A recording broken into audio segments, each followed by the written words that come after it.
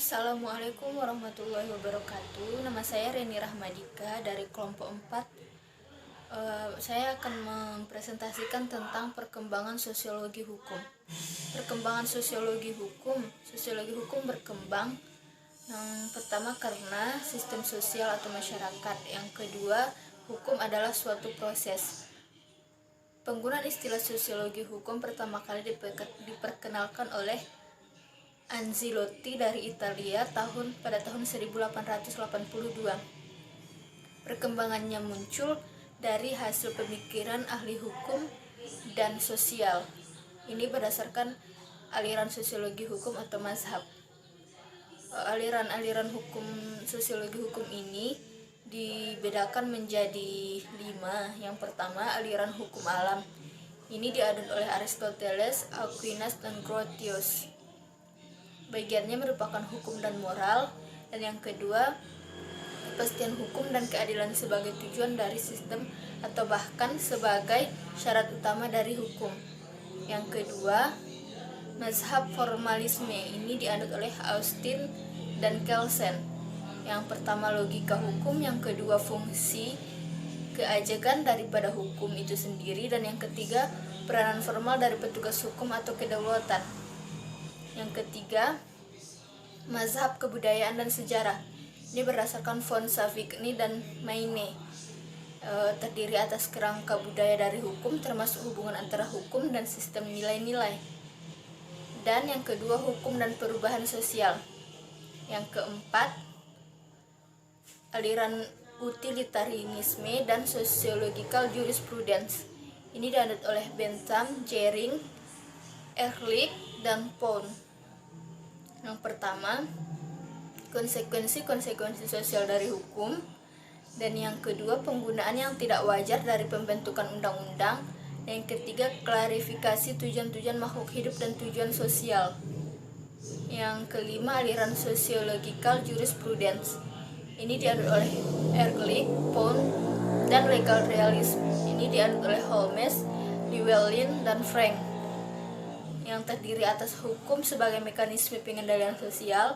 Yang kedua, faktor-faktor politis dan kepentingan dalam hukum dan stratifikasi sosial. Dan yang ketiga, hubungan antara kenyataan hukum dan hukum tertulis, dan lain-lain. Perkenalkan, nama saya Febiola Melisa, NIM 1813040060 dari Lokal SD, kelompok 4 Sosiologi Hukum. Saya akan menerangkan materi kedua, yaitu tahap perkembangan sosiologi hukum.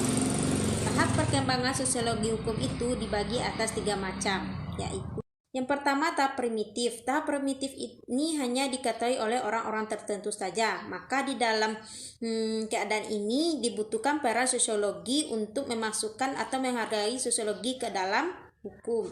Yang kedua yaitu tahap keahlian sosial. Tahap ini orang-orang sudah mulai melakukan penelitian-penelitian yang berkaitan dengan hukum dengan melakukan pendekatan sosiologi tentang hukum.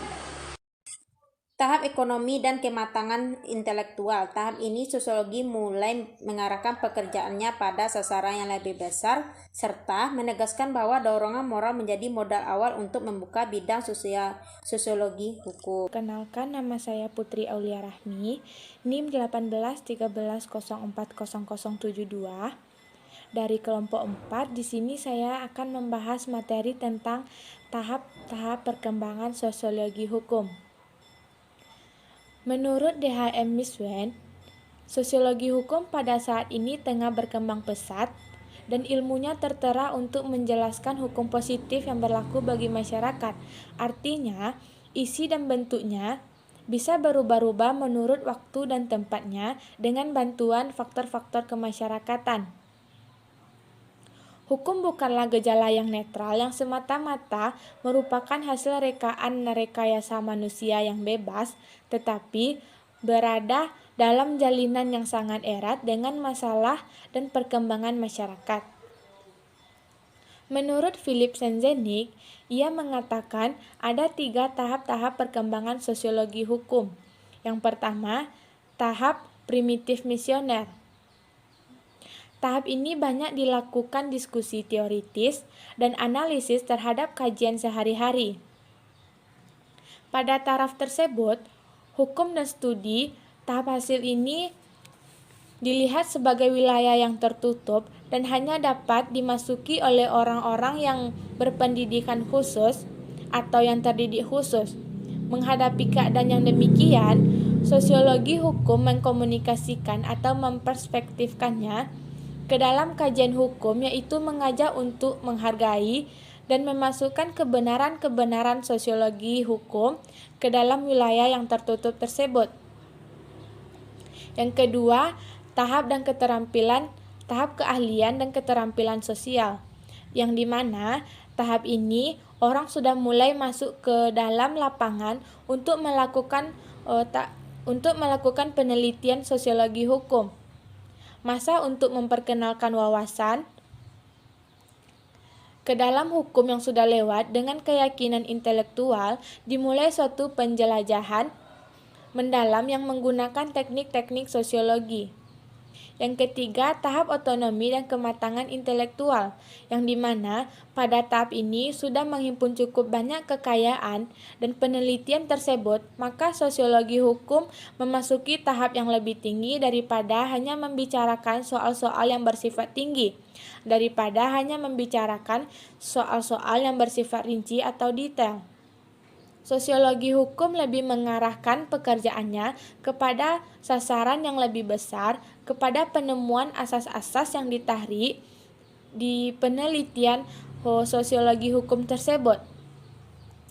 Saya Muhammad Aidil Zikra Pratama dengan NIM 1813040154 akan melanjutkan pembahasan berikutnya, yaitu mengenai perkembangan sosiologi hukum di Indonesia.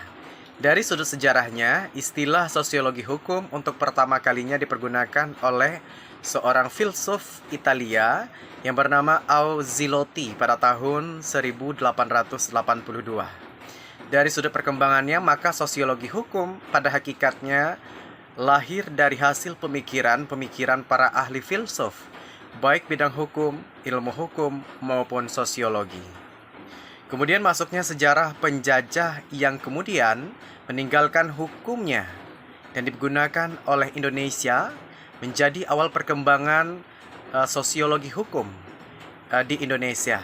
Para pemikir hukum yang berasal dari mazhab-mazhab hukum atau aliran-aliran yang mewakili sekelompok ahli pemikir yang pada garis besar mempunyai pendapat-pendapat yang berbeda. Dan juga para ahli mengkaji dan mengkaitkan antara masyarakat dan hukum. Di saat itulah muncul yang namanya pemikiran mengenai tentang sosiologi hukum yang kita kenal sampai saat sekarang ini, serta disepakati menjadi materi ajaran di jenjang perguruan tinggi. Terima kasih. Perkenalkan, nama saya Aris Mutakin dengan NIM 181304004. Saya berasal dari kelompok 4 dan di sini saya akan menjelaskan mengenai perkembangan sosiologi hukum di Indonesia. Perkembangan sosiologi hukum di Indonesia telah terjadi sejak awal revolusi kemerdekaan. Pencapaian kemerdekaan tidak berlangsung secara yuridis, melainkan secara politik sosiologis. Sosiologi hukum di Indonesia tergolong cukup baru, namun satu pendekatan ia sudah sama tuanya dengan ilmu hukum itu sendiri. Wacana hukum yang melibatkan pendekatan sosiologis sudah dimulai sejak didirikan atau sebelum didirikannya lembaga pendidikan tinggi. Perubahan hukum yang demikian itu menimbulkan dampak terhadap pemikiran hukum. Sosiologi hukum memasuki kurikulum fakultas pada awalnya dengan nama hukum dan masyarakat. Namun pada tahun 90-an, mata kuliah tersebut sudah dibiasakan dengan nama sosiologi hukum. Sekian dari saya. Assalamualaikum warahmatullahi wabarakatuh.